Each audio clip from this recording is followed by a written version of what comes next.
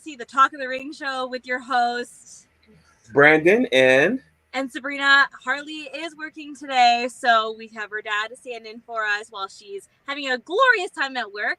Brandon, would you like to do the honors since you are our honorary guest? Well, thank you very much, ladies and gentlemen of the jury. And I'm sorry, ladies and gentlemen, who we have here today is two great people that I could definitely say bring a different type of an energy to the ring that will make you laugh and have fun, but also put on a great show.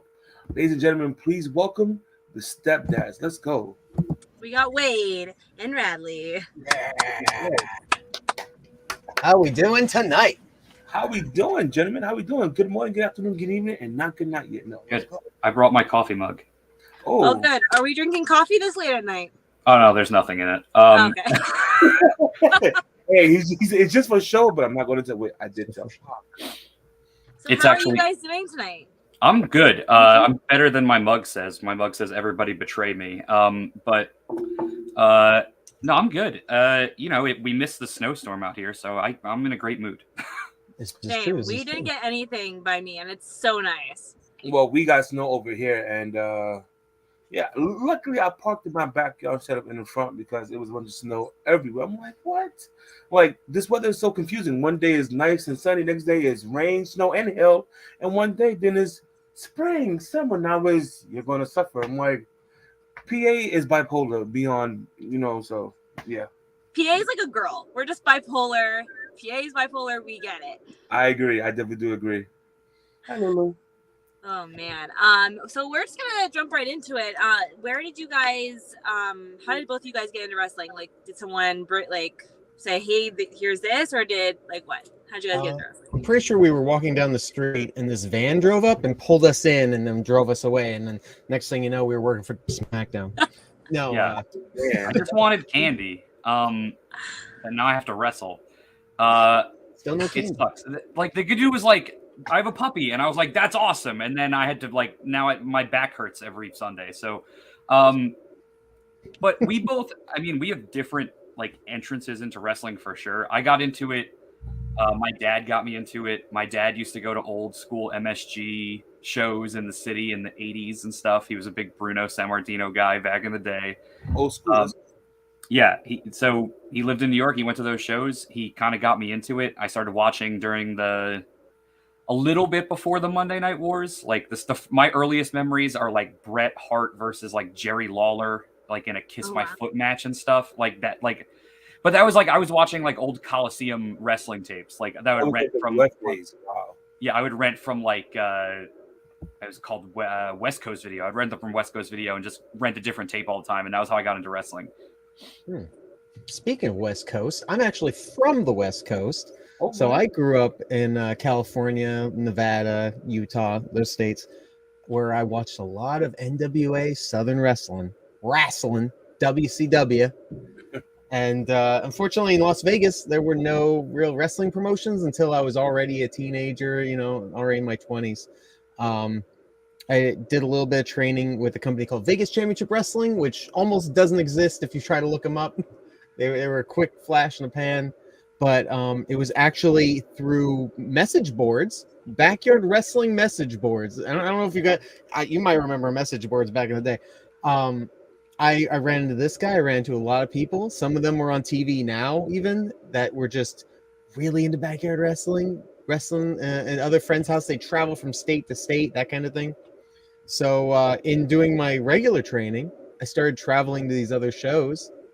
And that's when I ran into this guy. This guy came out to Vegas once. We hung out, filmed a whole bunch of stuff for YouTube content.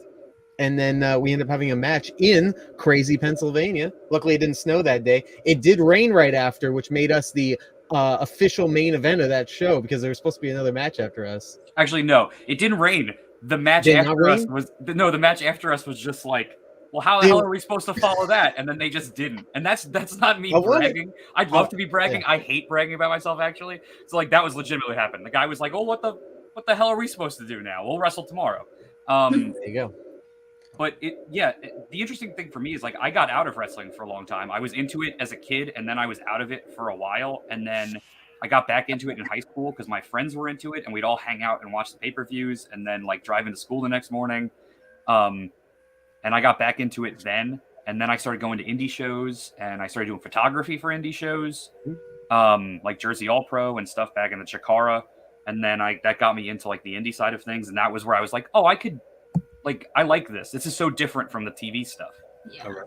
I mean, I feel that because I same as you, Wade. I definitely was like very into it when I was like 14, and then got out of it because, like, high school, I thought I was better than wrestling apparently, and now I'm here at 27, going to indie shows again, and I have fallen in love with it all over again. And I was like, well, why did I ever stop going? So I understand that one totally. Yeah, there's nothing like independent wrestling. Yeah, I distinctly remember like watching a show and watching Mae Young give birth to a hand, and I was like, I'm out. I remember that old guy. Mark Green was a check back later. I was like, I'll see what's going on in a few years from now. And I definitely am agreeing with, like, I say it all the time, I love coming to indie shows. Like, I feel like it's more personal, like, especially with the wrestlers. Like, we get to come up to you and have a conversation.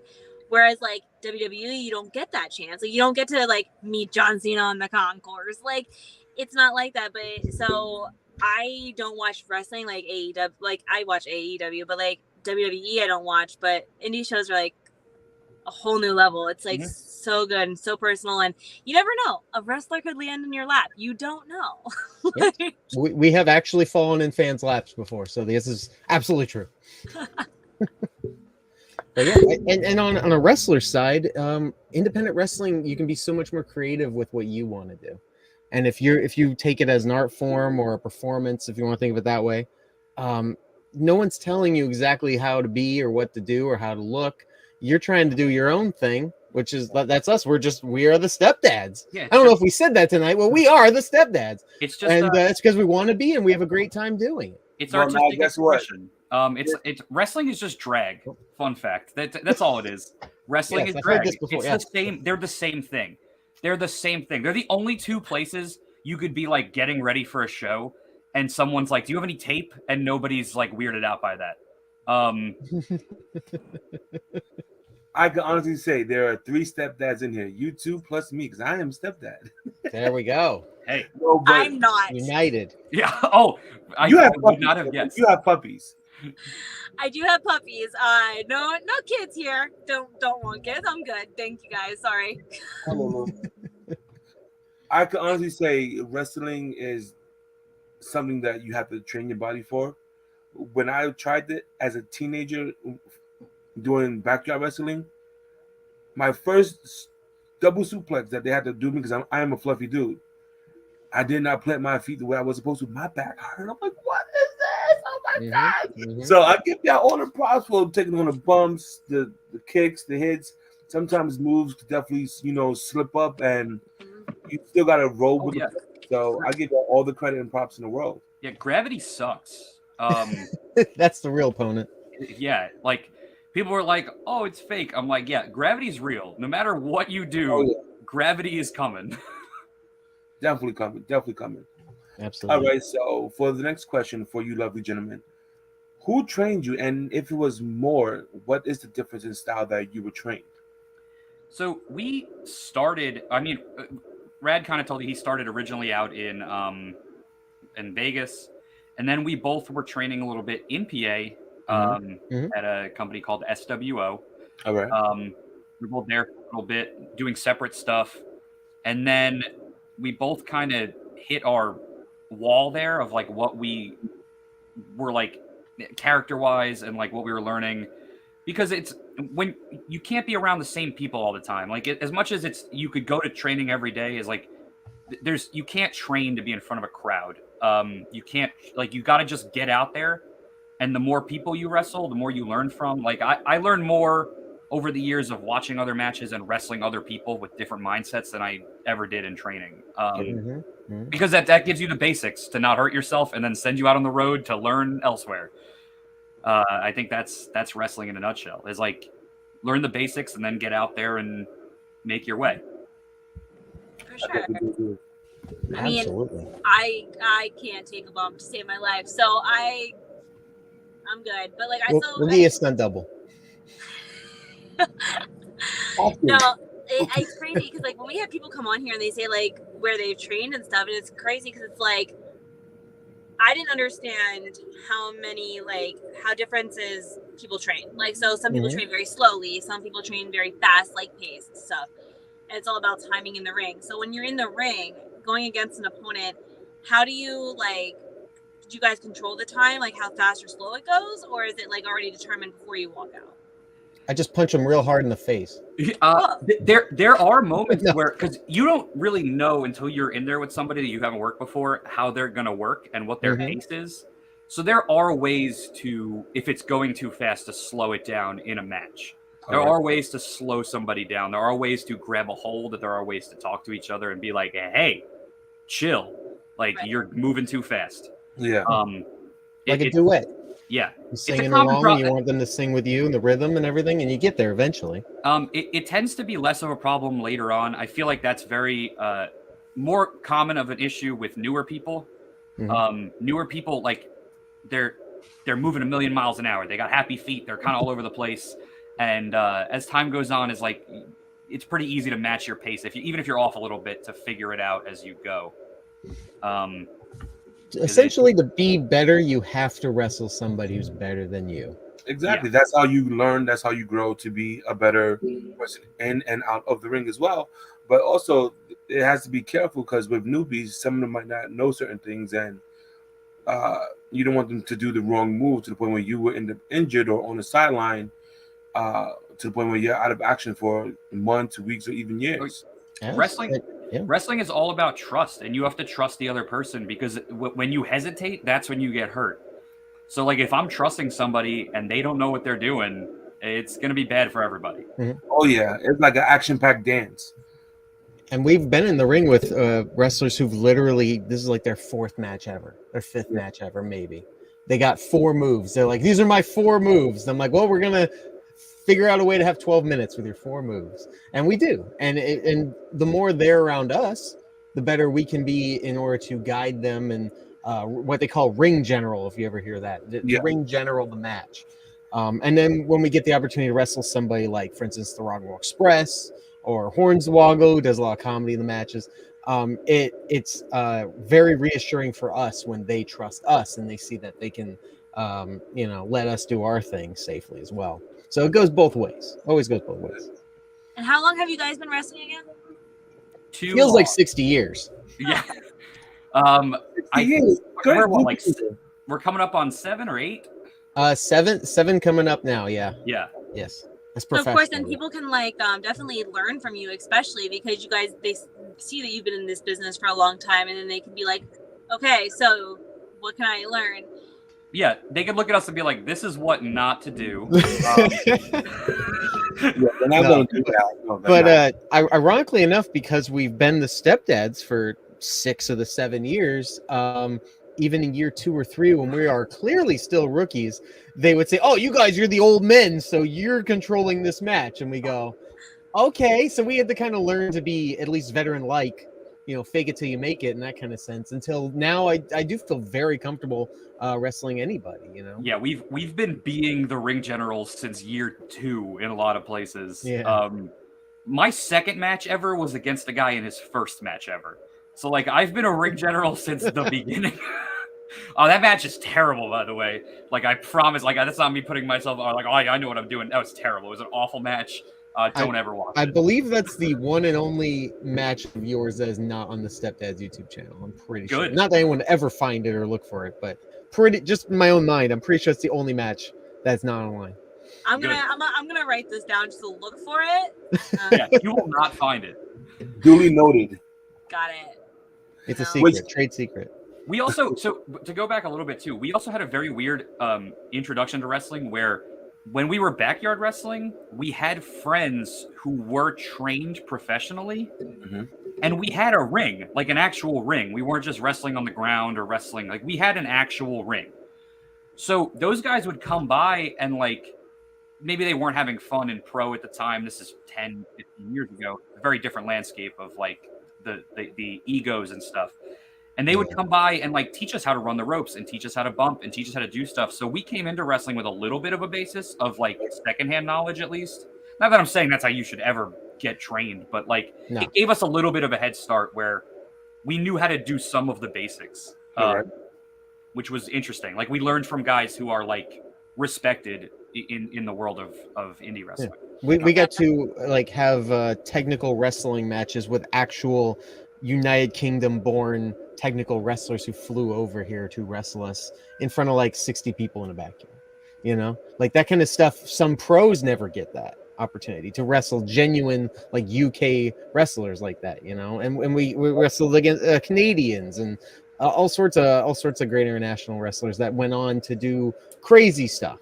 I'm not going to name names, but crazy stuff. I'll just name the legends of the yard, as in Anarchy Andy and Matt DeMorist, the two absolute legends. Love to, if you ever want to look up an incredible wrestler, look up Matt DeMorris and just watch any music video or highlight reel, and you'll be. He's the only wrestler I've ever seen who gets shouted out by pro wrestlers in AEW.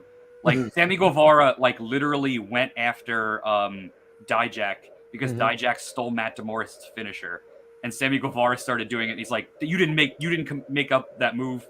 Matt DeMorris did," and they were literally having an internet fight over our friend who wrestled in the backyard in Allentown, Pennsylvania. Sammy don't play that. No, that's right. That's right. It's crazy because like I didn't know like that backyard wrestling was like a really big thing until like my dad told me about it. He was like, "Yeah, no, that was a thing." He goes, "I used to go to those things." I was like looking at my dad, first of all, I was like, yeah, "You're funny."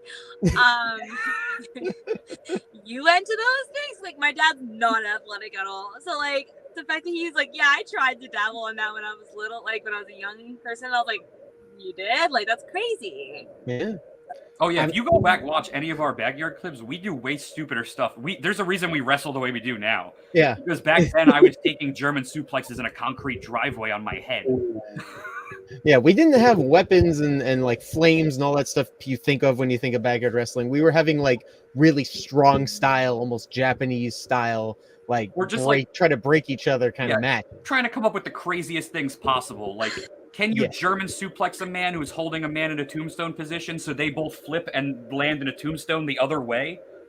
Like, that was the type of stuff we'd come up with. Yeah.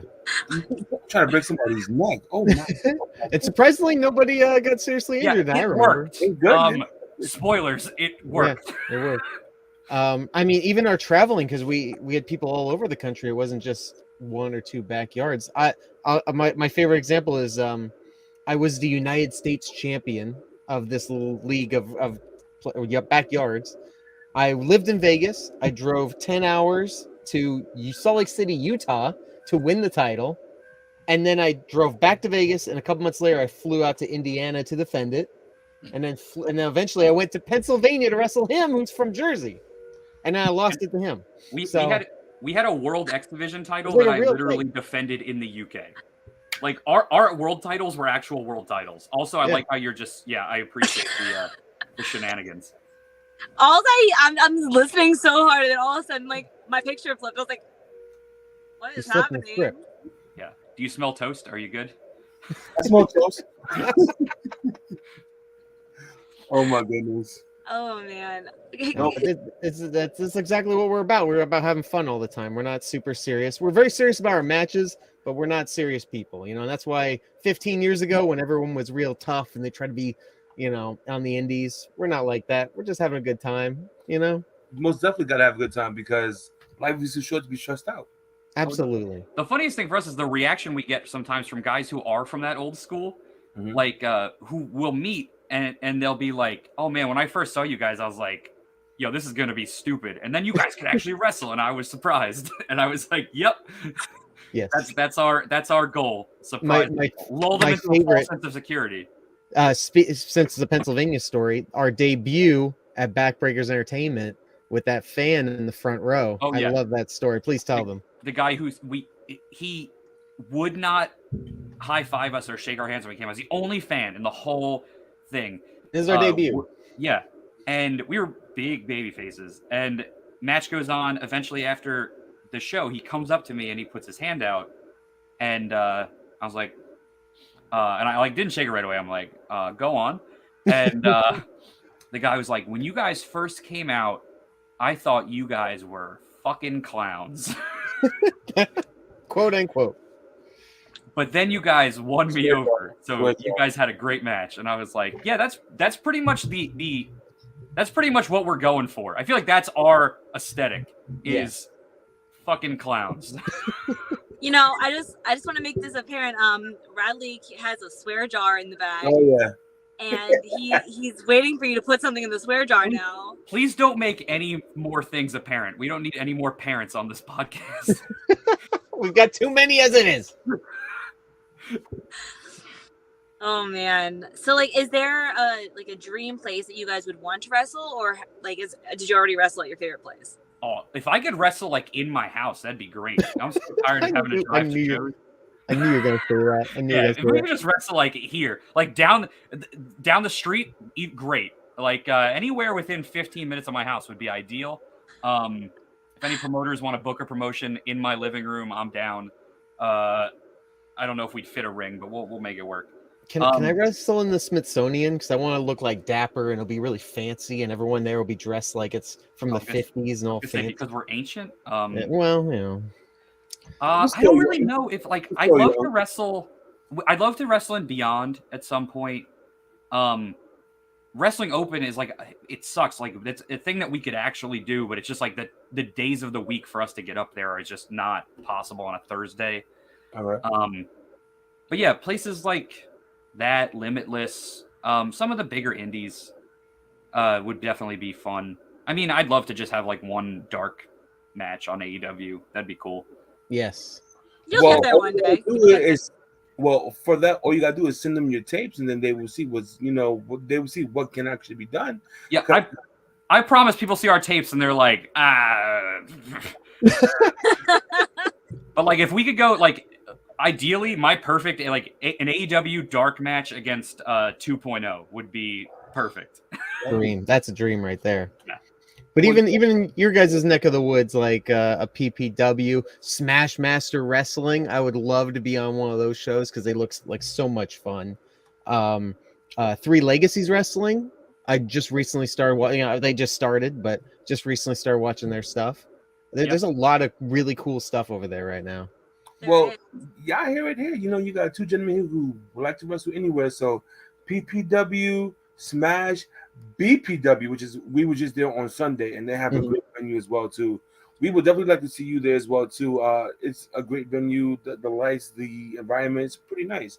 So definitely, if y'all hear this, you got two great wrestlers here that brings their own feng shui to the ring.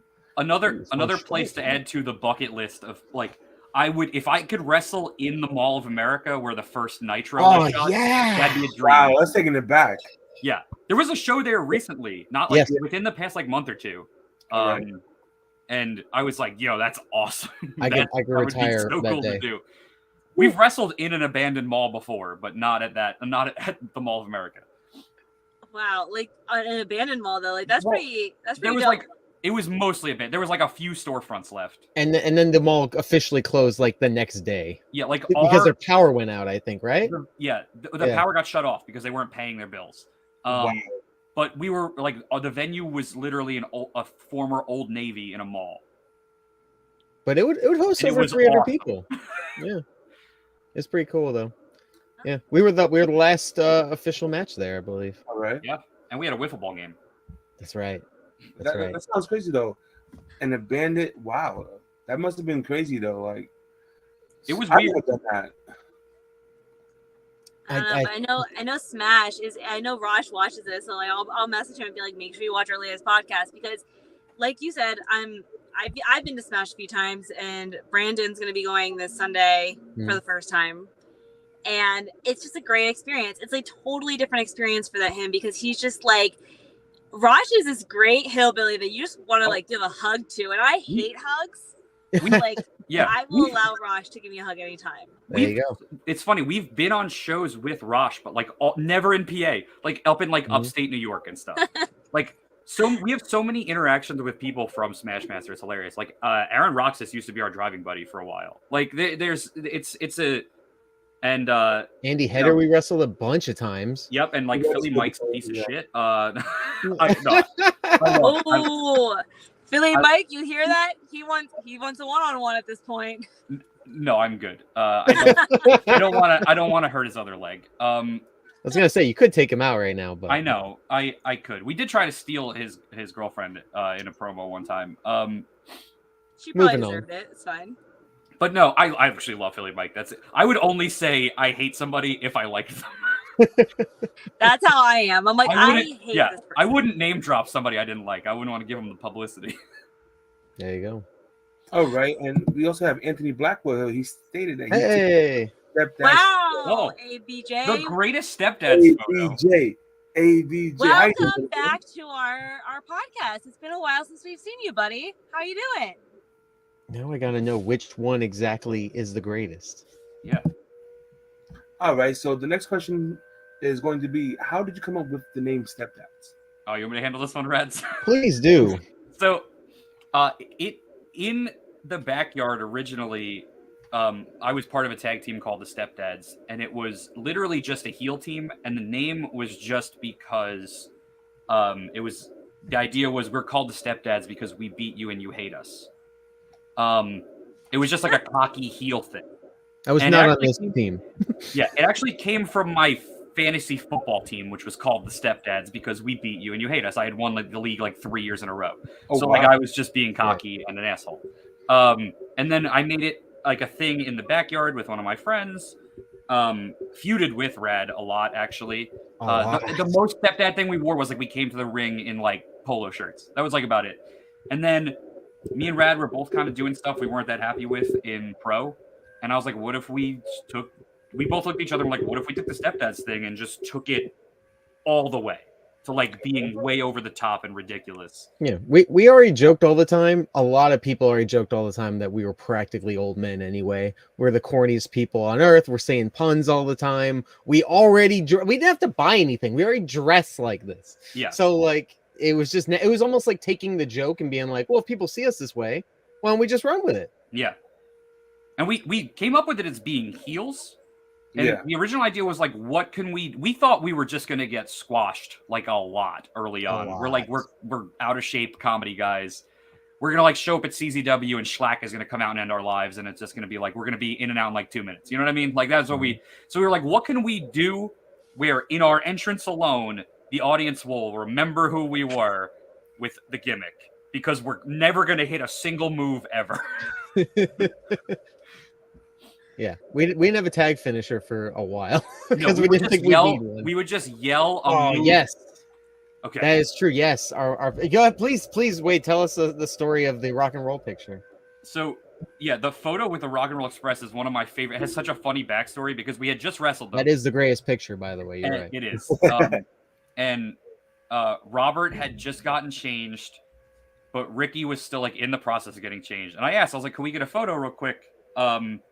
And Robert's like, fine, but we got to take it right now. And Ricky's literally sitting there in his underwear, like with just a shirt on.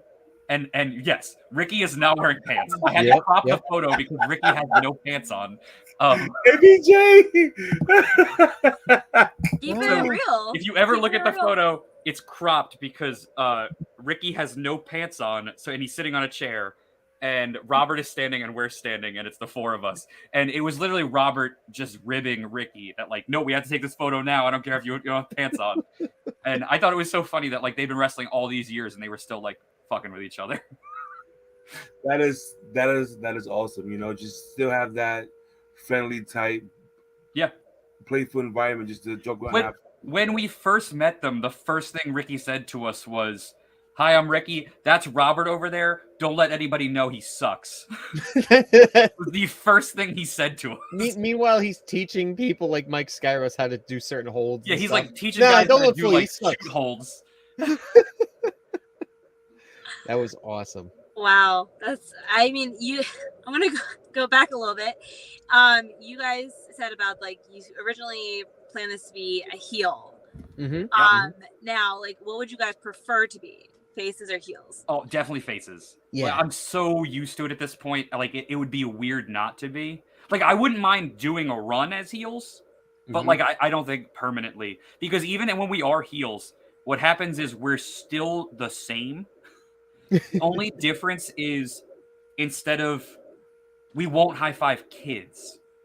Like we'll go up to like their parents and we'll go up to the kids and be like, we'll shake their dad's hand and then look them dead in the face and be like, this guy knows what he's talking about. You should listen to what he says. You should go to bed on time and do your homework. And like they hate us for that. We're not doing anything different. Yeah, because if you swear at a kid, they'll think you're cool. If you yell at a kid, you might scare them. But if you compliment their parents, they will hate you forever. Yeah, Like that's the best heel thing. man. The best heel thing we could think of, and it worked very well because then we had a lot of kids booing. They're the loudest people in the crowd, but we got some T-shirt sales too from those dads. Yeah, we win-win. Yeah, and the funny thing about it is, I've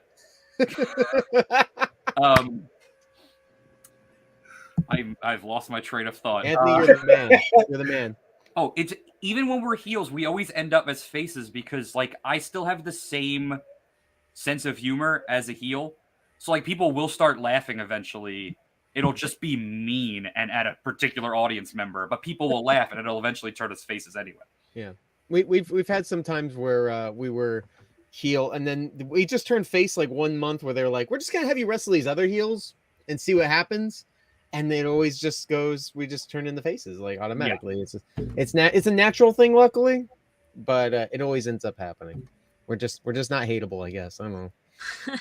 I'm sure we could try. We could get the belts out and whip people or something, or sit them in their room. Or we have ideas on how to do it. It's just like it would be a temporary thing, regardless. Yeah. Okay. No, I was just wondering. Like, I mean, since Harley's not here, but usually when Harley's here, she's like more the face of the podcast, and I'm more of the heel. So like, it's a little weird because I'm taking on a face role today. Well, it's yeah. The funny thing about being a face, I think is harder than being like, because you can't be, the crowd has to want to root for you. Like if you're a baby face and the crowd is not into it, like you're dead on arrival. You have to like have a connection. There has to be a connection. Yeah. Or else you're dead in the water. I feel like in a lot of cases, heels get a lot more of an opportunity. Heels have a lot more opportunity to branch out and do crazy things, and that makes them more likable in a way. But when you're a good guy, you gotta kind of be white toast. You gotta be almost boring unless you have some sort of natural charisma. Yeah, it's funny. I have to acknowledge Anthony Blackwell's statement for a minute. Every time someone walks by me in PPW or he walks, I go, ew, stinky. And so like that's been like a running thing now. So now every time like he sees me, we just both hold our noses and we're like, ew. Just because that feels rude. We'll make sure to spray some perfume or something that'll turn us heel at the show. Don't worry. Yes, our Undertaker. The trait that is the most viral clip of the stepdads that's ever existed. When we wrestled Trajan and and the mayor. Oh yes, AJ Evers. BBE. Yeah, and we did the thermostat spot and did the Undertaker sit up and murdered Trajan, and it's still one of my favorite. It's probably my favorite stepdads clip. Like if you could put a clip of something on someone's tombstone, that's what I want to be on mine. Yeah, we've been saying for a long time the thermostat is really what's over. We're just there to hold it. Yeah, that's the real star of the show, and that's okay with us. Honestly, I think it's a bit harder to be a heel than a face. Because what if you have a great personality? You just love to make people laugh and have fun. And then when you got to be serious, you got to, and then you got that kid that's like, Mommy, he scares me, something like that. You feel bad. You know what I mean? Well, here's the one thing I will say that's that makes, I think, being a heel a little easier is you have so many targets to get heat from. Like, because a heel isn't really hating and like attacking the good guy. They're just like doing that to like make the crowd hate them. So like they have so many ways to get, and like all we can do is fight the heel.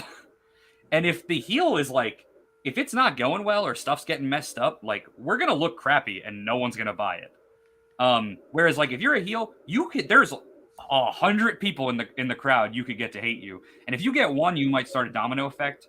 And I think that it slightly makes it easier. But a good heel is like makes being a face the easiest thing in the world.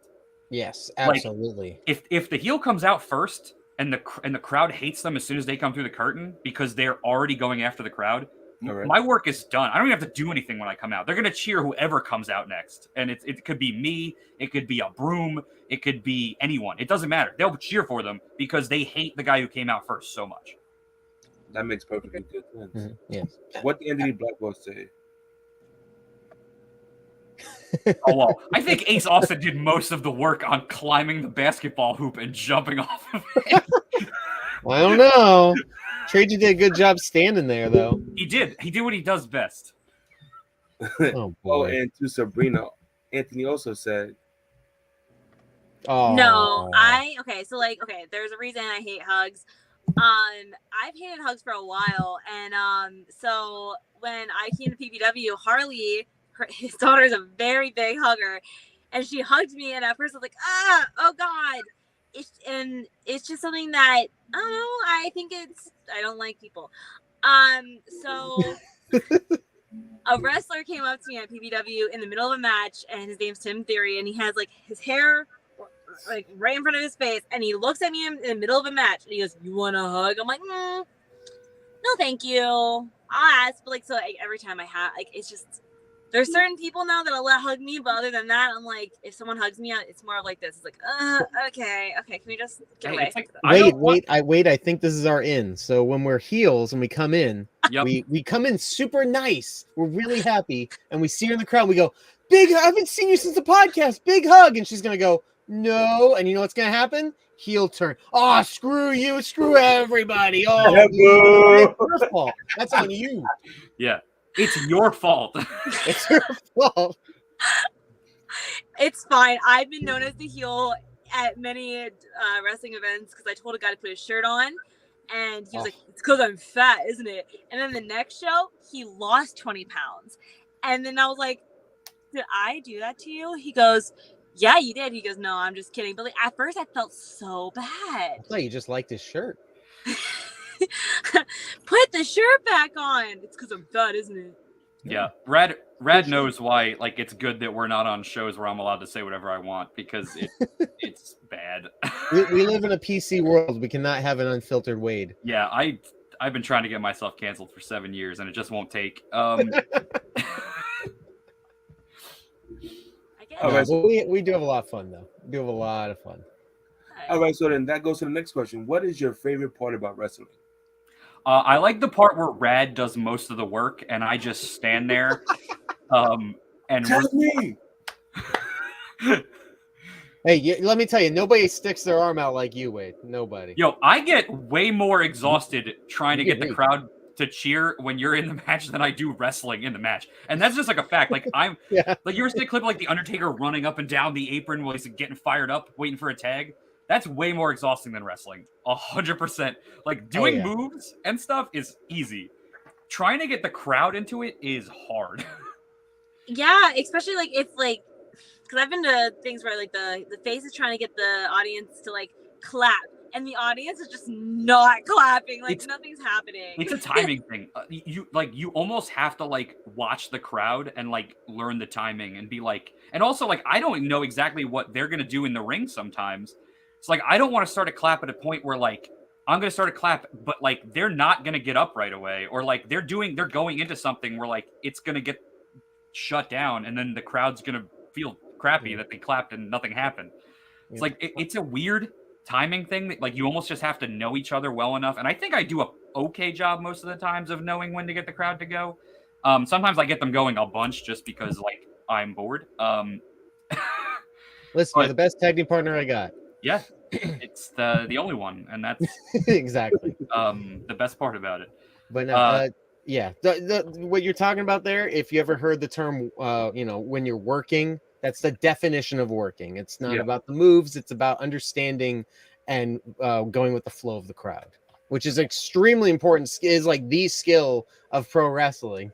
And it's like you almost have to guess what the crowd is before you even get out there, because You could go out and have one of these matches where you're doing a bunch of flips and Canadian destroyers and super kicks, but like they might just want old school Memphis storytelling. Yes. And like that's going to be lost on them. You're going to be doing all this work that like it's pointless. Like they're going to cheer more for. We've done matches where we did a whole bunch of cool stuff and the crowd lost it for the old school. The ref's back was turned and the heels did a blind tag thing. Like where like they just didn't even the rest and they just went and the other guy got in the ring and the crowd was into that more than any of the moves we were doing. Yeah, I took a Canadian. I took a Canadian destroyer to no reaction, blind tag, one of the loudest reactions I've ever had in the match. Yeah, that's just how it is. You gotta understand your crowd. That's so true. Crowd works are more important than any 450. That's well, you gotta remember before you do that 450, you have to yell, "Come on, everybody!" That's well, I mean, you haven't seen my 450 though. It's pretty dope. I can't do a 450. That's just you falling down 450 stairs. That was me when my stairs collapsed. Oh yeah, true story. His stairs collapsed in his house. Fun fact. not so fun fact. Actually, awful fact. Jackknife power bombed off the stairs. Yeah. I also say what makes a crowd go wild too is like if there is a storyline leading up to the match, because I know that Raj especially like his group they post promo videos about each other all the time, and it's like then you're like they're shit talking each other, they're going crazy, and so now I'm like sitting here going I can't wait for this match because there's been bad blood between them on social media, like here we go. So like I think storytelling is also that, because if you're just putting two people together it's like cool, but if there's a big rivalry there for how many times that they've wrestled now, the crowd's going to be more interested. I think Wade agrees with me. It's just we love storylines probably more than the wrestling itself. Like and doing storylines, having these big feuds. We do little like sitcom episode type of skits on our YouTube channel for matches. That is so much fun. It gets us pumped to have a great match. And then the crowd, knows exactly what's going on, and we have a good time. And sometimes we can make the match about the story we told anyway. Yeah, and it's with YouTube and TikTok and Facebook and social media. It's you could have a match with like a random match against a team you've never wrestled before. You could just, I don't think wrestlers realize, you could just make up a story. You could, like, there doesn't have to be a long backstory where they screwed you out of a title or something. It could be like, you could make something up and it's more interesting than nothing. It could be like, oh, remember when we used to be friends and you came to my birthday party and you stole one of my presents? Like, it could be whatever. It doesn't matter. Oh, a present? Oh my goodness, that is messed up. I saw a really good women's feud that the first like 6 months of it was based on one of them like Starbucks and the other one like Tim Hortons. And it was an awesome feud. They were pouring the coffee on each other's gear and stuff. And it was amazing. And that was just on their own. Back in the day in Chikara, 2.0 cut a whole promo about the colony where they were mad at them because they were ants. And one of them had an ant farm when he was younger and it knocked over and all the ants ran away. And when he came home, it was empty. So he was going to take out his anger on these ant wrestlers for the ants who ran out of his ant colony when he was a kid. It could be so stupid, but it's way more interesting than nothing. Yeah, like, I mean, I've been to indie wrestling that has had no storyline. And I'm like sitting here going like, it's a good match. Like, don't get me wrong.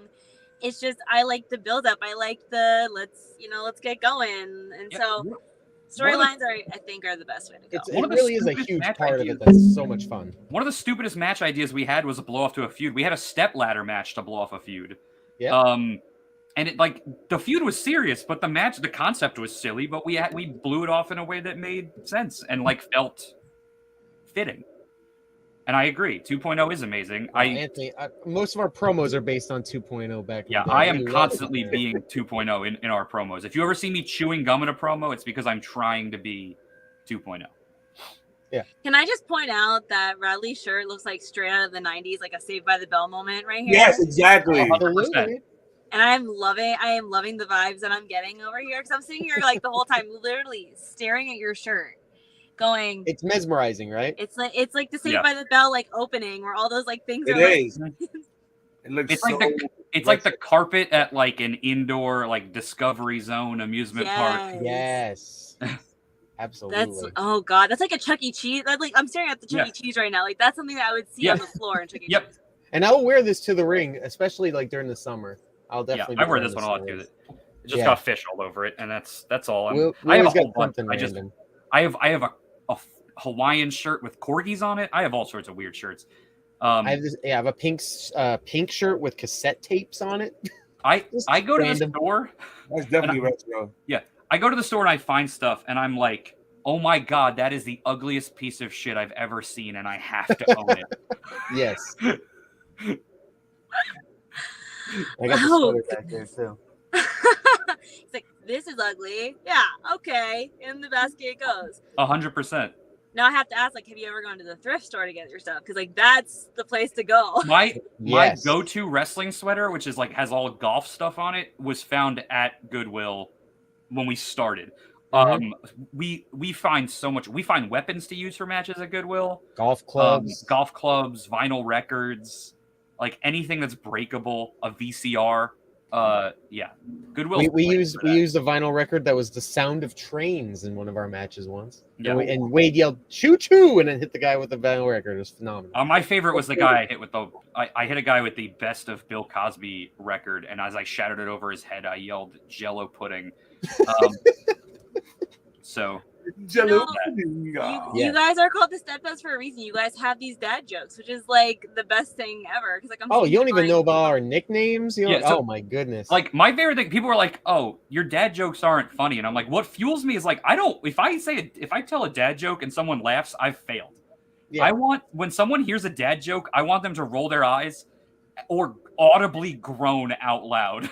Yeah, like when our jokes are like an attack. I want it to hurt. Yeah, like I want it to change your core temperature. Like I'm over here going, oh my god! Like, I mean, let's see. Let me try and go down the list of a couple of nicknames we got because we're the old age in-laws. All right. The parental guardians of the galaxy, the mother takers, the leaders of the Daditude era. Always using that. The vest there is, the vest there was, and the vest there ever will be. Yep. WF So good, might as well drive a Vespa.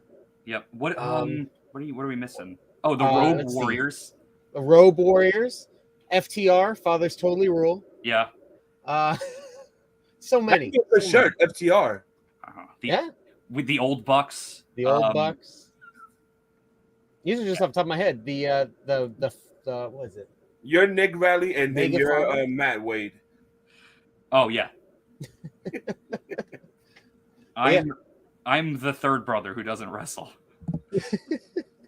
That Mother Taker shirt's coming. It's coming. We have multiple shirt ideas in the chamber. Well, since you brought that subject up, where do you guys have your merch at? Like, where can people find your merch?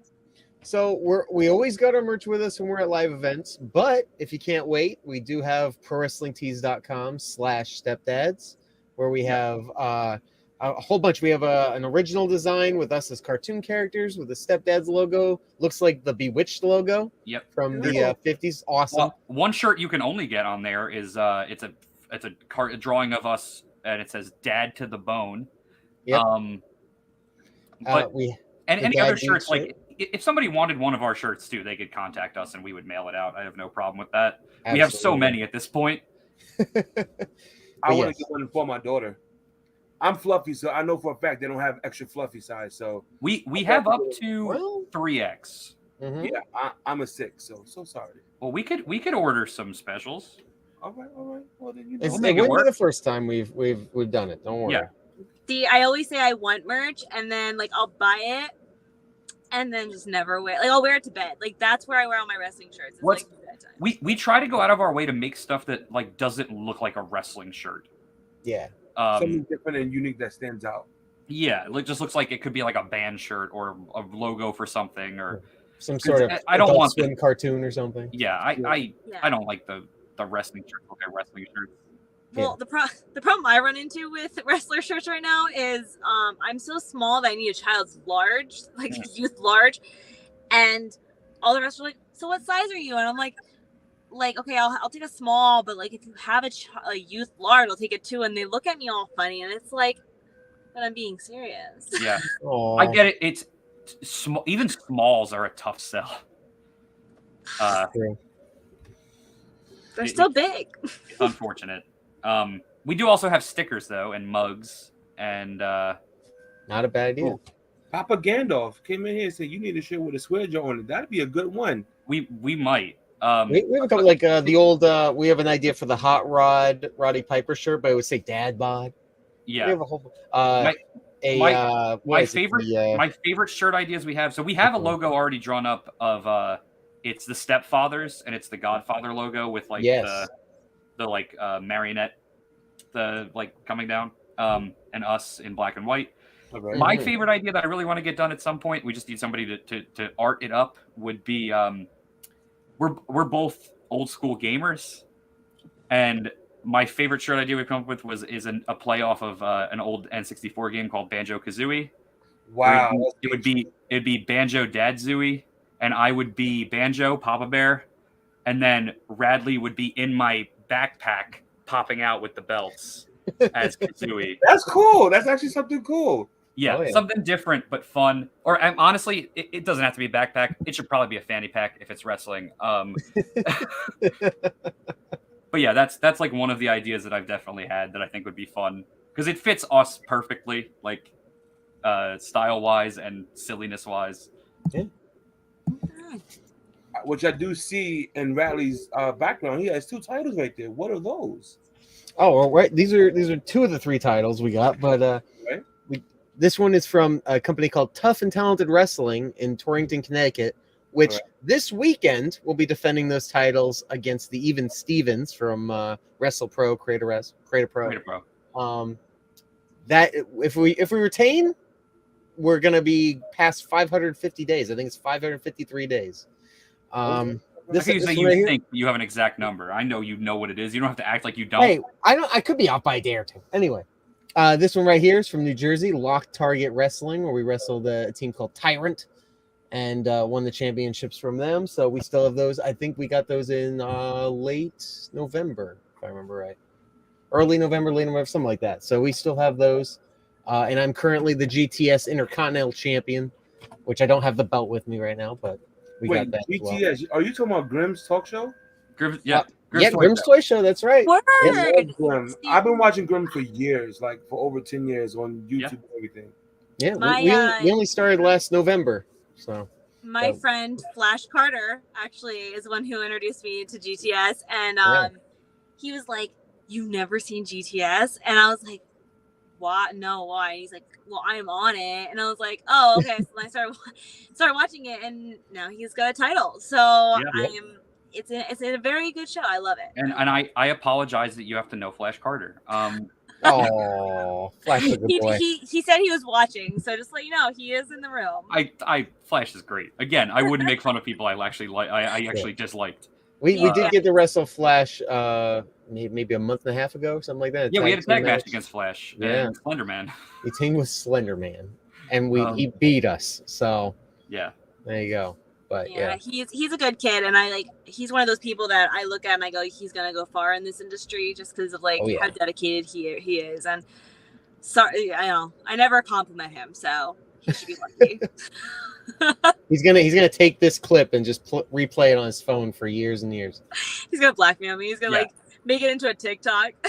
Yo, and Flash Carter, if you're watching, just know Dustin Flash Waller is coming after you for the rights to the name Flash. Yeah. He told us so. So be on the lookout. He loves GTS. He wants to be the one true Flash in GTS. He told me himself.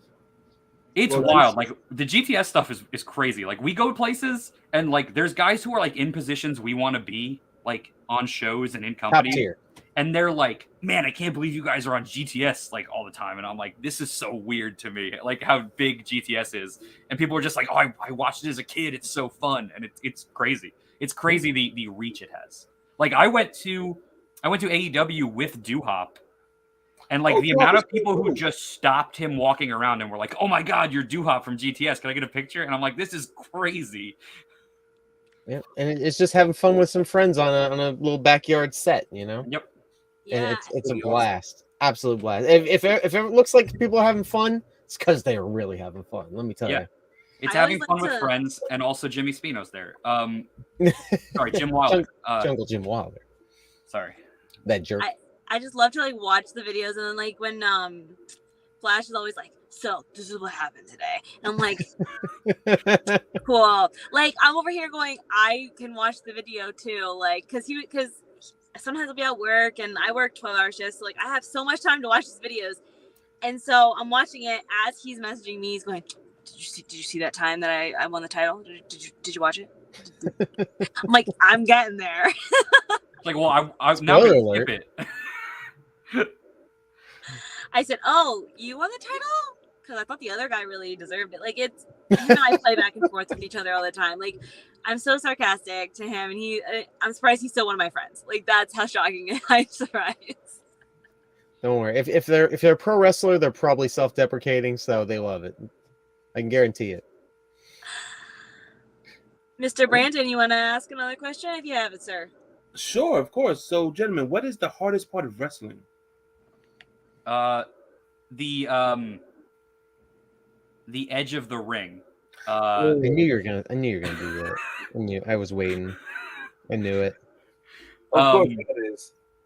Yeah, it's the hardest part. I don't know if you saw it. Like, actually, just to throw that out, did you see the crazy clip of the person who fell from like the balcony and just like slammed face first into the apron? I thought she died. That is the craziest shit I've ever seen. She pushed her off. Yeah. She was like, yeah. She pushed off, and then she went. I'm like, clearly, two of us saw this and two of us didn't, because we'd all be reacting the same way if we did. I saw it. It's weirder to me that she won the match. Yeah, it's weird to me that wasn't the end. Yeah, he's like, I saw it, but I just thought it was weird. Yeah, no, that's fair. That was weird. Someone showed that to me and they were like, "Did you see this?" And I was like, "No times 1,000. There's no way in a million years." I remember I told whoever showed me that, I was like, "This would have been a really cool count out." If you ever wanted to see, you want to see this count out ending? No, well, yeah, you do. That'd be a cool count out. But no, she wins the match. Yeah, and that's the hardest part of the ring. So yeah, there you go. It is, but she, like, the balcony's up here, and the girl behind her was first put her in a chokehold, and then just pushed her off, and she flew down. I'm happy she took that bump really good, and she smacked it. Yeah, it looked like she smacked it face forward on just that outside edge of the ring. Yeah, it was. I actually have it pulled up right now, but I don't know how Harley puts it on there, so I can't do that right now. But I think so. The hardest part of wrestling to me is like trying to keep being creative and like come up with new stuff constantly. Like it's hard to find that balance because you want to have the stuff that the fans react to and they know. Like you want to have that moment like when Stone Cold kicks the guy in the gut, everyone knows the stunner's coming. You want to have that, but you also don't want to be repetitive. Right. So that's hard. And it's also the hardest thing for me is in the comedy part of wrestling is just committing to a bit, because sometimes you could do something that's going to take like 2 minutes to do to get to the punchline. And it might be quiet for those 2 minutes. And you have to just hope that the crowd is going to join you on that journey and that the punchline is going to pay off. Yep. Because it can be hard to commit when they're like, you don't know if they're going to be there at the end. And that's scary. We've both been there. I decided in one match that the beginning of the match, I'm just going to keep grabbing this guy in different kinds of headlocks. And just over and over and over again. So, so the guy would throw me off and I'd grab the ropes and give him another headlock. And then he'd try to give me a clothesline. I'd reverse him and give him a headlock. I'd jump off the second rope and with a double axe handle and then just grab him in a headlock instead. And and the crowd was like confused at first, and then they got quiet. And I was like, oh, I don't know about this. And after like 2 minutes of that, I finally grabbed another headlock and some people started laughing. And then they reversed out and I grabbed another headlock and some more people started laughing. And then by the time I got to like 3 minutes or so, people were chanting headlock at me.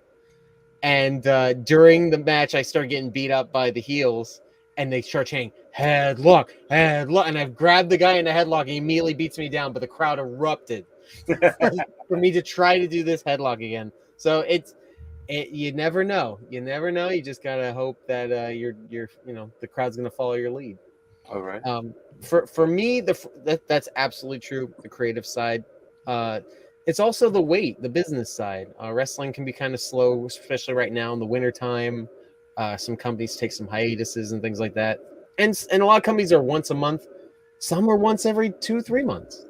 And so it's the waiting is really tough, especially if you got new ideas, you want to stay in shape, you want to stay out there wrestling all the time. So it's frustrating when you don't have a show one weekend, 2 weekends, 3 weekends. Yeah, That's and really hard, you know. sometimes only 2 companies want you, and they run the same day, and then you Yeah. gotta like decide what you're gonna do, and then the next month maybe they don't run the same day, but you missed your window because you missed one of the shows, and like it can be frustrating, and it can be demoralizing sometimes. Yeah, the big one I remember is 2 Julys ago. All right.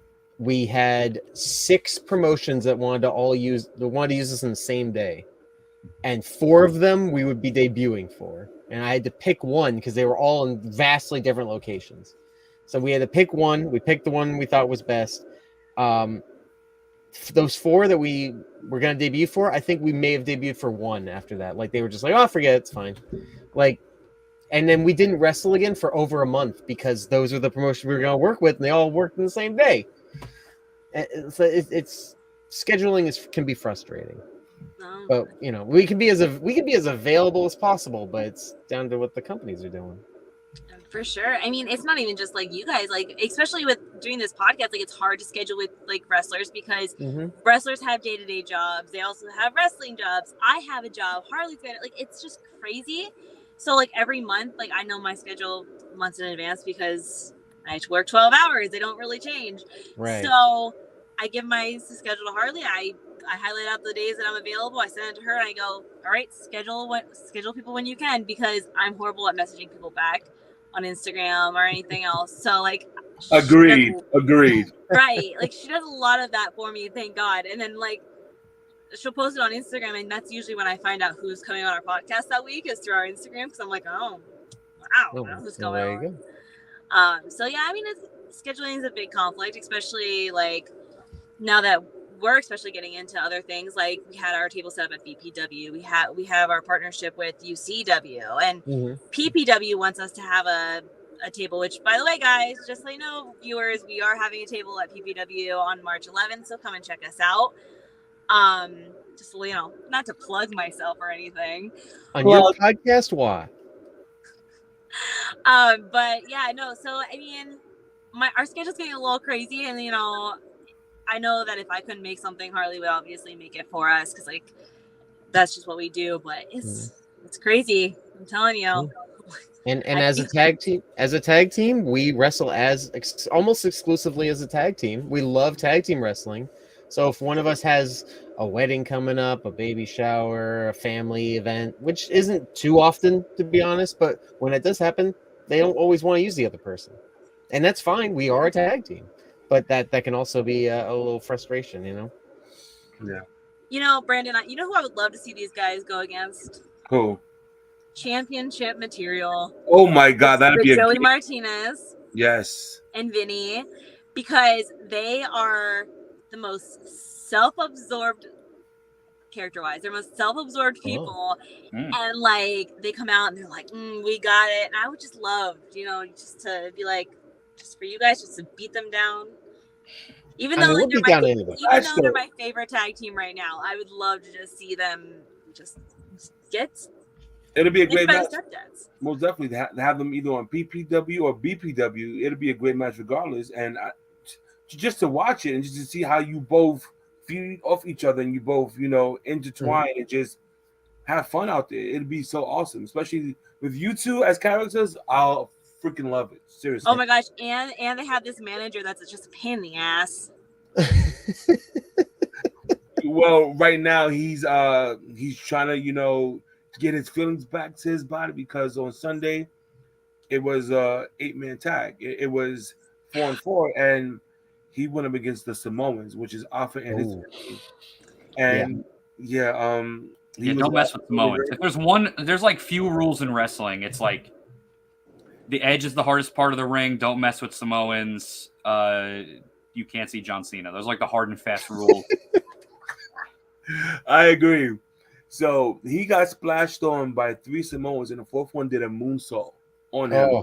Yeah. And the moonsault got, like, I believe, I don't know, I don't know exactly what happened in the ring, but from my point of view, the moonsault came down and the knee went right to the shoulder. Ooh, yeah. And so, Okay. so I think that's what happened. But like, I thought he was joking, playing dead in the middle of the ring. He didn't move. When they got him out, he flipped the crowd off. So I was like, oh, that's just his gimmick. It's fine, whatever. And then like later on, they're like, no, he's like actually hurt. And I was like, oh man, I was like, see, I'm like that person that's like, come on, just get up, just like brush it off, whatever. As a nurse, guys, that's what happens. I'm like, Hey, we always tell people just rub some dirt on it. You know? Yeah. You're good. No, but no, he is actually hurt. But just the vibe that he brings to the ring with you guys. Oh my gosh, could you imagine Ruda going after the stepdads like verbally wise? It'll be funny. It'll be funny. I mean, I'm all for it. I love it.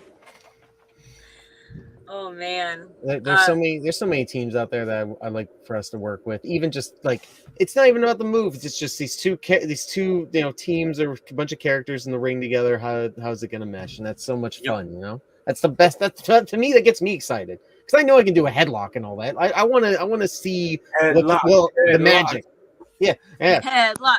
Like I want to know that unpredictable magic of when you're in the middle of the ring with a team that maybe you've never been up against, and just what's going to happen. We wrestled a team called the Ugly Ducklings. If you never heard of them, they're awesome, and they're very flippy do, lots of moves kind of guys, but they're also very, very, very charismatic. Yep. And when we wrestled them, when we wrestled the Ugly Ducklings, we didn't really have a plan of like how we're going to start the match. We said, "Oh, figure it out. We're 4 professionals, so we'll just go in there." And we fed off the crowd, and we ended up doing like an 8-minute dance off, like just to start off the show and start off the match. And so it's like you never know until you get in the middle of that ring what's going to happen. When we wrestled, what's his name? Bobby with the goat. Oh, Bobby Orlando. Bobby Orlando, who tells people, "I'm your mom." So I said, "I'm your dad." Next thing you know, the crowd's chanting for us to hug because I guess we're mom and dad, we're fighting, and they don't like it. Like, you never know when that kind of stuff's going to happen, and it's so exciting to me. I love that part of professional wrestling. All right, so that goes into my next question then. Who is your dream opponent to go up against? So like I mentioned 2.0 before. They're definitely high on the list. I love the way they wrestle. I love their characters. I think it'd be so much fun. They're such good heels, but like funny heels. I love that. They'd probably be right near the top of the list. Mm-hmm. I think that'd be my top. I really don't know who would be above that for me. Yeah, I mean, my dream was to wrestle the Rock and Roll Express. We got to do that. That's my favorite tag team of all time, and we had a great time. I took Canadian Destroyer from Ricky Morton. I had a fantastic time. In today's wrestling landscape, we've already wrestled them, but they just won the IWTV Independent Tag Team title. So I would love to wrestle Miracle Generation again, they're just destroying the indie scene right now with how amazing they are, and they're really great people. So we see them all the time at companies like Test of Strength. They wrestle Beyond, but any company that wants to book us against them for those titles, you are going to have a heck of a showing.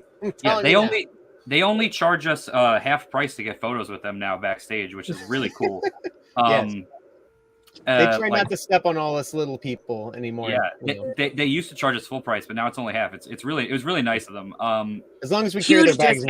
Yeah, huge discount. The brother rate. And then I would love to wrestle the Acclaimed. I feel like I just have so much fun wrestling the Acclaimed. We know Max. We the first show we ever were on as the Stepdads. The first match had Max Caster in it, so like we've known him for a long time. It'd be a fun match to do. Absolutely. He helped us get our wrestling gear, so we thank him for that. He's got sweet gear, we got sweet gear. But to have a match with those two guys, whoo! Absolutely. I seriously haven't heard the Acclaimed name in a while. I have no idea who that is. Sorry, guys. Don't worry. Excuse me, you know who? Wait, hold on. They were the AEW Tag Team Champions. They're the Scissor guys? Yeah. Whoa. Brother!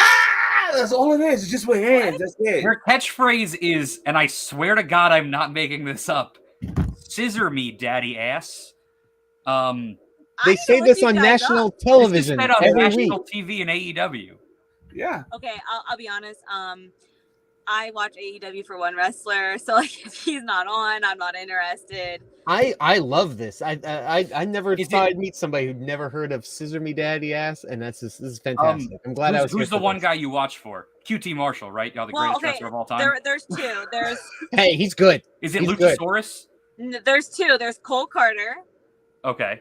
All right. and then there's Action Andretti, which just made his debut onto AEW. Yes. Because I was watching him in the Indies, and I got to meet him, and like I got Mhm. tons of pictures with him, and seeing him go from Indies to AEW was like amazing. So, of course, I'm gonna still support his journey. But yeah, no, those two are the only ones I really I'm watch. fine. As long as your answer wasn't Zach Clayton, you were going to be fine with me. I don't know if that's he's like the jobberiest jobber who ever jobbered on Dark in the history of the world, and I hate him. I've And heard of him. He's the only guy I ever tried to fight in a locker room. We'll leave it at that. No, and like a lot of wrestlers that come on to us say that like it's tough in this industry to know who you can trust too, because like it's hard. And so like, are you guys like nice to everybody, or are you guys like very skeptical of like of when you meet people? Well, first of all, we try to stay out of locker rooms that are garbage, that are just shady people. We're not here to play games, Right.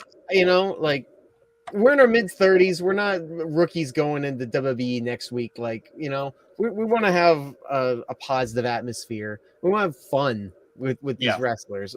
Whether we're doing AEW Dark or MLW or we're just the local promotion trying to have a great match, Yeah, go ahead. We kind of go into every locker room with the same mindset of like, if we know people there, cool. If we don't, whatever. We're just gonna kind of be us, be cordial to everyone. Yeah. We're trying to be the guys in the locker room. We love you, Kincaid. We know, to use like a sports analogy, is like some teams like the Yankees have Aaron Judge. He's their MVP. Like you want to have your top guys. The guys, that's your champ.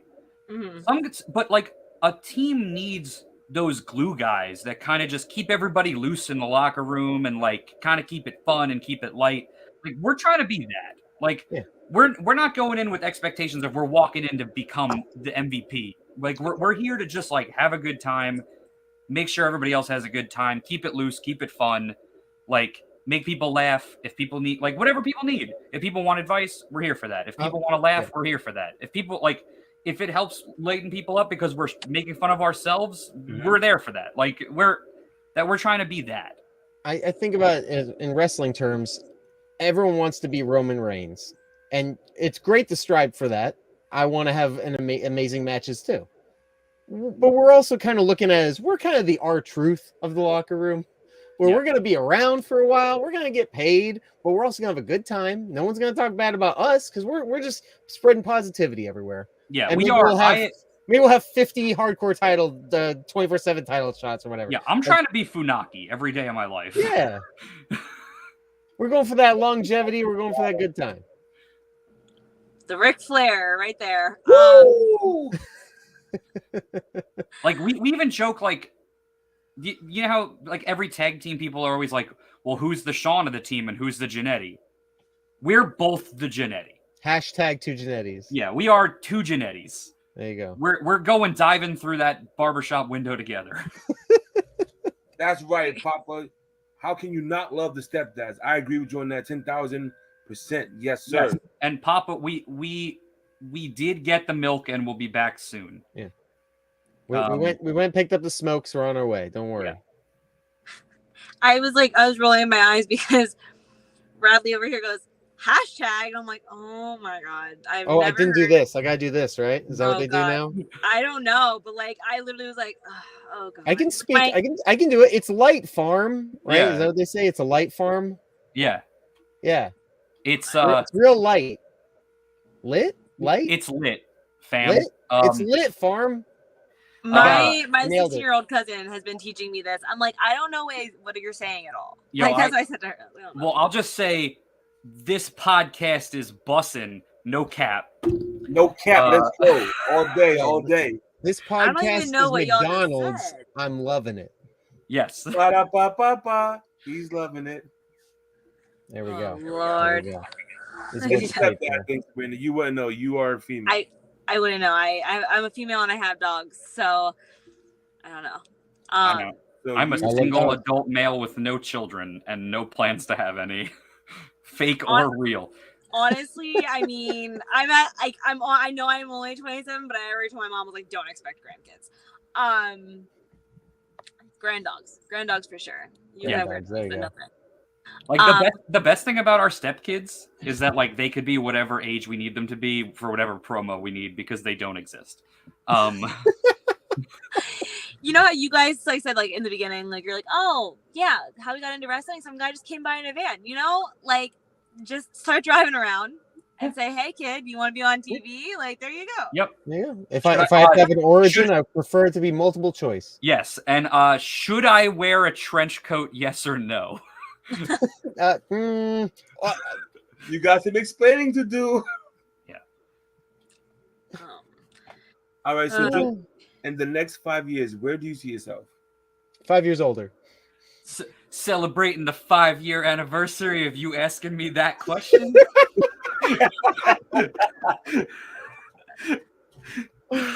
Oh man, that's it. That's it right there. No. He said it. He said it. Shout out Mitch Hedberg. oh my god. I mean, honest answer though. I feel like I really hope we're still having a lot of fun. Yeah. And it would be awesome if we were doing some crazy good stuff for a bigger company. But if we're not, as long as we're having good time, as long as people are, looking us up, watching our stuff, tweeting us, Yeah. I'd be happy. I really would be. I can promise you that if 5 years from now, like I will either be having fun wrestling or not be wrestling. Like I will not be wrestling just because it's a thing to do. Like if I'm not having fun, it's not worth it. Understandable. Yeah, honestly, like I mean, we've been told lots of times, like the wrestler said, when the dream and the flame inside them says like you're not having fun anymore, that's when they're gonna be like we're done, because like if you're not going out there and having fun, then why do it? Then it's gonna feel like work. Take a break. Like wrestling will be there. Wrestling's not going anywhere. If you need a break for your mental health, for whatever, take it. Wrestling's gonna be there when you get back, and it'll welcome you with open arms, and then it'll probably kick you in the dick and roll you up for a 1, 2, 3. But like that's wrestling, so there you go. Yeah, we welcome you back. Yeah, that's how you get welcome back. Imagination. SpongeBob reference, really? Like you don't have the Kincaid has a question. He says, what are your thoughts going into this week in tag team defense against the Even Stevens? My main thought is don't lose. I've been thinking about it. I'm gonna try and kick out at 2. Yeah. Just in case. Honestly, I'm just excited for the match. It's been hyped for so long. It's had to get postponed, and it should be fun. It's the best.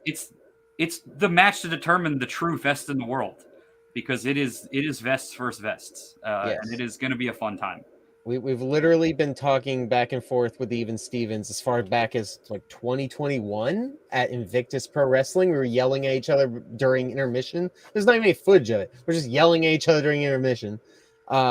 We had a stare down at Tough and Talented Wrestling, but that led to a show that got changed. That led to another show that got canceled.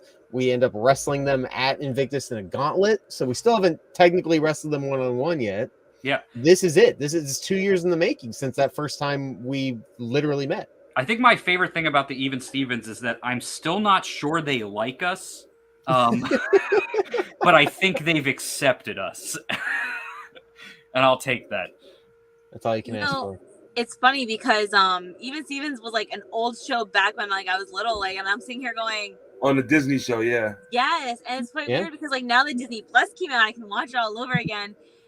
But like watching it, I'm going, why did I like this when I was like little? I don't get it. It happens little. It's like when we go back and watch Full House. It's not good. It's cheesy, but you loved it as a kid, and that's what made it great. That's how I am with Blue's Clues, man. I go back and I go, it's right behind you, stupid. Why don't you just see the damn footprint? That said, Boy Meets World, still a masterpiece. I don't even care. Oh, Yes, it is. 100%. Yeah. 100%. Still a masterpiece. Growing up, I had a crush on Topanga. I can't I front. mean, we all did. Who didn't? Yeah. Oh, yeah, I It was like- totally had a crush on Topanga. See, we all know. Yeah. If you're a everyone's in male who grew up in the 90s and one of your first crushes is not Topanga or the Pink Ranger or Kelly Kapowski, then you did not grow up in this country. See, Kelly my was- crushes always growing up was like Mario Lopez from Saved by the Bell and definitely Zach. Like I could Yep. not. Those are my two. I could not like.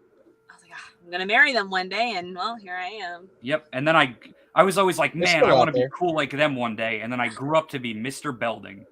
So Mr. Belding, oh my goodness, that takes me back right now to just the 90s. Saved by the Bell, California Dreams, Family Matters, Full Mhm. House, and a few others out there. That was just the best. Growing sitcom Pains? to watch. Oh my goodness, yes, Growing Pains. What else? I was a really big Married with Children guy. That's mine. Married with Children's Yes, that mine. was a good Oh, one. my 90s thing that happened recently that blew my mind was I was at Comic-Con and I got a photo because I just run into him at a panel with Taj Mowry from Smart Guy and the little Wow. brother from Sister. Or he was also in Full House too. But like Mhm. that, it was like a crazy moment. I was like, yo, you've been on my TV since I was a child, and it was crazy. That was my. That's something that like. That's something that's like kind of weird to say, you know, like when you're going, like, "Hey, you're on my TV as a child." And like you were a kid, like he was a kid and I was a kid at the same time, but like in very different worlds. Mm, Oh, That was yeah. my show. A smart guy. He's a smart guy. great show. We take me back. I feel old. Oh my god. We all feel old. Don't worry. I feel old every day of my life. This is weird. Usually, I'm like not the youngest one in the room, and But you are. today I am, and it's a little scary.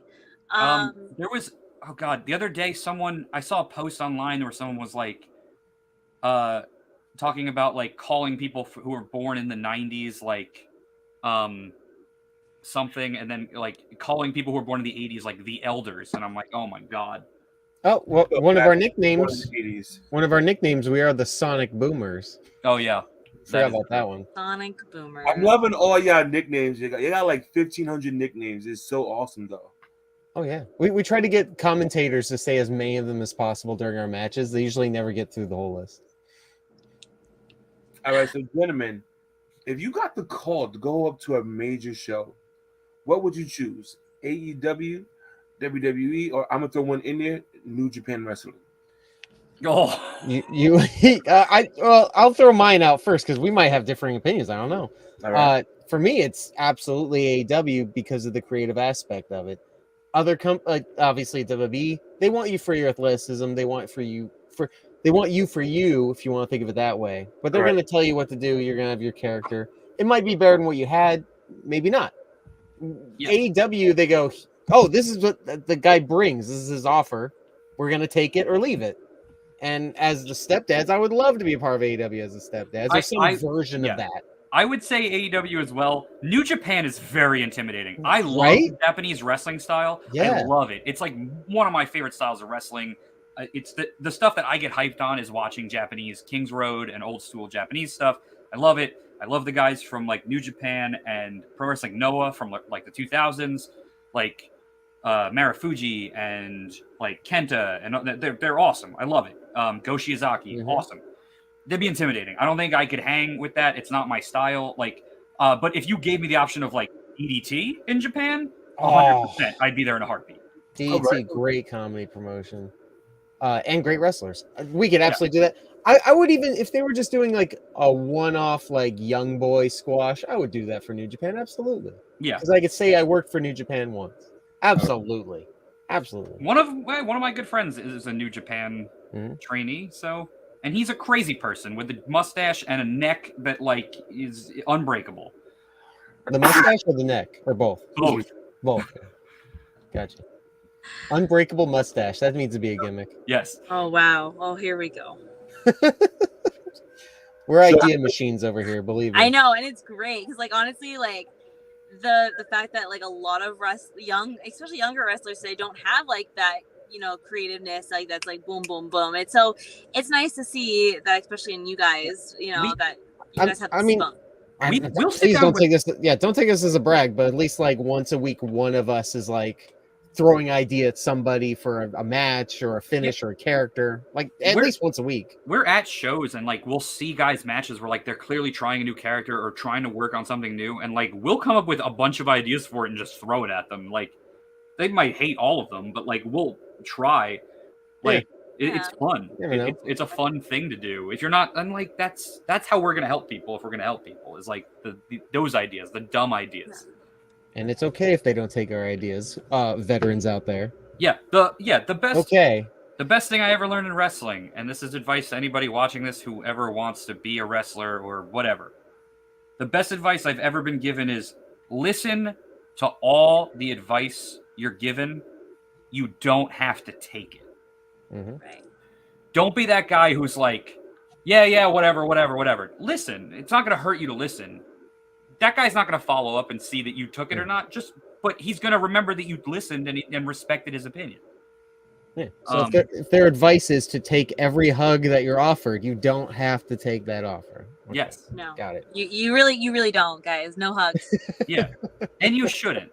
Personal space. Yeah. And watch the first hug she gives somebody in the ring. It's just a belly to belly immediately. Yeah. That's it. Game over. So then, what can you gentlemen say? What is the best advice that you received in this whole industry of wrestling? So, well, aside from that, one of the first things I learned that I think of all the time is like, there's no such thing as too big. Like, you can't, like, do everything for the guy in the last row. Because if you're doing it for him, then everyone will see it. All right. Like, wrestling is not a place for nuance. Like, if you're kicking out, kick out so the guy in the last row sees it. If you're doing a gesture or doing something, do it for the guy in the last row. That's the guy, that's the fan who came there and paid money to sit in that back seat but wants to be there. Those are the diehards. Do it for them. Definitely do agree with you on that. Yeah. For me, that's also excellent. For me, it's kind of hard to explain, but essentially, what you think about your match doesn't really matter. It's about what the audience thought of your match. So if something goes wrong or if something messes up or it doesn't look as cool as you thought it did, if the crowd doesn't notice, then did it really happen? If I forgot to do that move and I hit something else and the crowd doesn't know because it didn't happen, was it a botch? No. It's you gotta get out of your own head and think about what they saw, what they thought. That's the real story. Because it's one opinion. It's your opinion over the hundreds, possibly thousands, depending on the match, of other minds that saw something completely different. I definitely do agree. It all depends on what you put out there to let people see that you're basically trying to give off your whole type of your whole how should I say this? Your whole personality that you're putting inside the ring. You're trying to bring everybody in to enjoy who you are. Yeah. As a person, as a wrestler, as an entertainer, to make sure that people be like, you know what, I want to see them again. They brought a great vibe to the ring. They make me want to watch it, and they, you know what, they brought me into, like, they got me into this. So I'm like, let's go, yeah, or boo, like, you know, it all differs on what it may or not be. Oh, and another good piece of advice just throw out there real quick. Never make your opponent look stupid. Never make anyone you're in the ring with look stupid, like in a way that like is like they're illogical. Like don't ever make the ref look bad. Don't make your opponent look bad unless it's like a spot where you're like tricking them. But like don't ever make them look like, don't plan it in a way where like they look like an idiot. Like they could have won or they could have done something and you didn't do it. Like that's just common sense, but I feel like that's lost. And I say that because I literally watched matches recently where I watched matches where everybody looked stupid and it really made me upset. I enjoy watching bad matches. Honestly, yeah, they're fun. I don't. Right? I very much don't. It makes me upset and then I Facebook post about it. That was my mistake. That was my mistake. I will not do that again. But yeah, uh, but to go to your point though, like a lot of people go very heavy into the character work, and it doesn't come off realistic, or it just doesn't connect, doesn't vibe. Not everyone can be the Undertaker. Or we've Du- seen this far too much. Yeah. Some guys have a character until they get to the ring, and then the match starts, and then they're just every other wrestler. Like, what are Yeah. you doing to stand out? If you come out in a jacket and a hat and like a cane, and you take all that off when you get in the ring, and you're just wearing a singlet, what are you? Who Right. are you? Right. Yeah. And I always I love think the I always I love the think- ones like that have the name on their butts. Well, it's like we do too. So. Like that would be my biggest critique of wrestling now. Like in WWE, is like, what are so many of the gimmicks are just I'm a wrestler who does this or looks like this or likes this or doesn't like this. Like, how many guys in wrestling right now would you pay money to watch lose? Like, to go root for to lose? Yeah, not to win, to lose. Because most guys right now are like some gray area in between of like I'm a wrestler and some fans like me and some don't. Because they don't like my style. Or they don't like the way I wrestle. Mhm. But, like, who are the guys you would pay money to go root against? It's, like, not a lot. It's, like, MJF and, like, maybe Roman Reigns. And that's about it. That's true. Those are the top sellers right now. But I remember when Roman Reigns had Sami Zayn in his bunch. He was bad, but then Sami Zayn started to get that push. Where now he's a face. I'm like, wow, he got the push, especially at the last event. I've never heard a crowd pop so loud. And then deflate so hard. Yeah, well, but that's also another example of Sami Zayn, an incredible wrestler on the independents for 15 years, incredible wrestler in WWE for the last 8-9 years. Mm-hmm. What got him to this level? A great story, a match where he didn't even win. That's the power of pro wrestling. It's not about winning and losing all the time. Like, so many people always talk about, like, the Attitude Era as being, like, the height of wrestling because it was the most popular. More people were watching it than ever. Like, tell me your favorite Godfather match. You can't. Like, but everyone remembers the Godfather because of his character. Yeah, what was what was the great Val Venus match that you just can't get enough of? Yeah. Tell me one great, and I hate this guy, but he's over. Tell me a great Disco Inferno match. Oh my God, I hate him. Right? I hate Disco Inferno, but he was over because he had a character.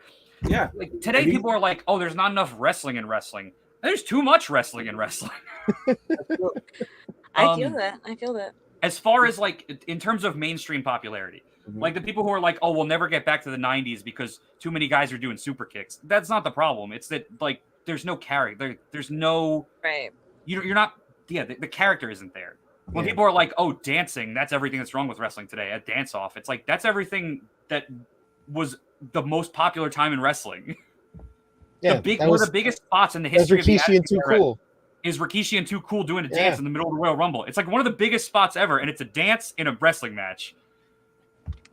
Like Johnny Knoxville wrestling Sami Zayn was an incredible match. Extremely entertaining match. Anybody who bashes that match does not understand professional wrestling. I'm telling you right now. That was funny as hell. It was great. Yes, it was. I am so lost right now, but it's okay because I'm just really far back for wrestling. Like, my wrestling knowledge is like not good. But you're still seeing a lot of great local stuff, though. Yes. It's all about your small businesses. Papa, you're the man. Papa, you're the man. Papa, you're cool with me. Disco Inferno sucks as a wrestler and a human, and I hope he's watching this. Disco Inferno, fuck you. Okay. Oh God. Swear jar, Wade. I'm fine with that. I'll put the whole checkbook in there. Yeah, I know you will. But you need to put some money in that swear jar, Wade. I know. Worth it. But Brandon, would you like to close this out? I have to go because my phone's heating up and it's gonna shut off soon. But if you don't mind wrapping this up while I cool my phone off a little bit because I do have a long drive ahead of me. Yeah. Of course. Sorry but we I do kept wanna you say too long. I hope we didn't keep you past your curfew. You didn't. Uh, I have to go all the way to Atlantic City tonight, so Yeah. it's like a 2-hour drive. So I was like, I'll do the podcast and then go. Yeah, I see the street lights are on, so get there quick because you don't want to get in trouble. Gotta go. But I personally want to thank you guys before I leave, just for coming on and just thanks for taking time out of your days to come on to this podcast. We really appreciate And it. we're sorry for taking too much of your time. You didn't take a lot of my time at all. It's just like I just want to get there. It's a 2. I hate driving. I really do. But thank you. And Brandon, thank you for standing in for Harley. And I will see you guys later. Bye, guys. All right, gentlemen. Where can we find you at on social media? Oh, well, luckily, we're pretty much on all social media. Yep, so Friendster, ICQ, MySpace, Xanga, LiveJournal. You said MySpace. That's old. Oh my goodness. Oh, I said Friendster first. Oh, wow. LimeWire. Club Penguin. Club Penguin. Yeah. What else? RuneScape. AirG. I think that's about it. AIM Sega chat channel. rooms. Yahoo Personals. Only Windows 95. Craigslist. No, but you can actually find us on Facebook, Instagram, TikTok. I don't know what those are. Yeah, just search Stepdads Wrestling. All one word. One all word. One if word. you search it with 2 words with a space in between, we are not responsible for the weird shit you're gonna find. It does not reflect the Stepdads in any way. All right, yes. But we are also on Twitter on Stepdads Wrestle, and if you want to check us out on Patreon, we also have Patreon Stepdads Wrestling, as well as our pro wrestling tees.com/stepdads. Yep. And our YouTube. Look up our YouTube. 2 Stepdads, 1 cup, I think is what we're No, on. No. Sorry. You will not find that on the Stepdads YouTube channel. Oh my God. But you will find hundreds of our wrestling matches because we literally post 3 times a week. And in chronological order. We're a couple months behind, but there's a whole library there. You can see what we're up to. If for some reason you're interested in non-wrestling stuff, all of my social media is under Wade Kruger 1 without the space, as it's spelt right on the screen. Wade Kruger with a 1 at the end. I'm on Twitter, Facebook, Instagram. If you want to see photos of hockey games or listen to me rant about hockey games or whatever, that's usually what I'm doing. This year's been good. The Devils have been good, so I haven't been yelling about hockey too much. I'm usually just complaining about other people. I'm telling you, Brandon, his tweets about the Macy's Day Parade every Thanksgiving are legendary. Oh, yeah, I do. I highly recommend that. I do live tweet the Macy's Thanksgiving Parade every year while drunk. Incredible. Yeah. The last few years, I haven't gotten to do as much because I've been working, but it is a fun time. I just start drinking early because I have to go see family, and I watch the parade and live tweet it. And it's usually unhinged and kind of unnecessary. It's kind of the WrestleMania of his Twitter account. And people come up just asking me about that. Yeah, people are upset about it when I don't do it. It's weird. I also live tweet. I've live tweeted Super Bowls and the Tony Awards because I love Broadway. And that's not me being sarcastic. I legitimately just love Broadway. That sounded like sarcasm when I said it, and I wanted to assure people that it was not. I actually love Broadway because musical theater is just an extension of wrestling. It's all the same shit. If you love live music, if you love drag, if you love live theater, if you love concerts, if you love Cirque du Soleil, you will love wrestling. They are just different flavors of ice cream. And everybody loves ice cream, so go find whatever flavor you like. Oh God, that's too much on my face. Just in time. No, that's not. Oh no, that's not just in time. That's Brandon. Sorry. Yeah, it's mine. Sorry, I'm messing with the button shutter. There we go. Yeah, I think that's about the it. Intro to a sitcom here. Well, to everybody who jumped in and showed love and did questions, much love to Papa, much love So let me go up the list real fast. Give everybody a shout out who jumped in. Much love to King Oh, K. Much love to Anthony Blackwell, and a huge thank you to the stepdads, Wade and Bradley, for coming out, doing the podcast. I'm sorry my daughter's not here to do it. She's at work. a huge thank you. Is that another fat joke? Jeez, man, you're Oh, killing come me here. on, guys. Oh, wait, number one, I'm bigger than you. I'm fluffy, so I could say that, okay, mister? I'm a fluffy man. Like, I know I put a few pounds back on, but geez, man, give me a break. I'm doing my best. It's winter. I'm a bear. We got to store up for the winter. We do. We definitely do. But yeah, in all seriousness, thank you to everybody who posted earlier. We like to call our fans our step fans because we've adopted them as our fans. Yep. And we thank you, and we thank everybody for this. This was a lot of fun. And look, as the we're always stepdad, available to do it again. We always say we're not trying to replace your favorite wrestlers. Mm-hmm. We're just hoping that one day you can maybe also love us as much as you love them. Just give us a chance, sport. Yep. Yeah, I heard that here. Give them a chance. The stepdads are definitely someone to watch. They are great in the ring and out of the ring. And as you see, they definitely do have jokes. So I do want to thank everybody who came out tonight. Stepdads. And see, he's flexing already. There we go. Everybody, you have a great night. Stepdad, thank you. Okay, Hogan style. There we go. What you gonna do, brother? But most definitely. Oh, yeah. And one more thing, Papa said, love you guys. Glad I caught this. I wish you great success. We appreciate you, Papa. Papa, you are the cream of the crop, Daddy. Yeah, you cream of the crop. Yeah. All right, everybody. Well, you have a great night, and thank you for tuning in, and bye-bye.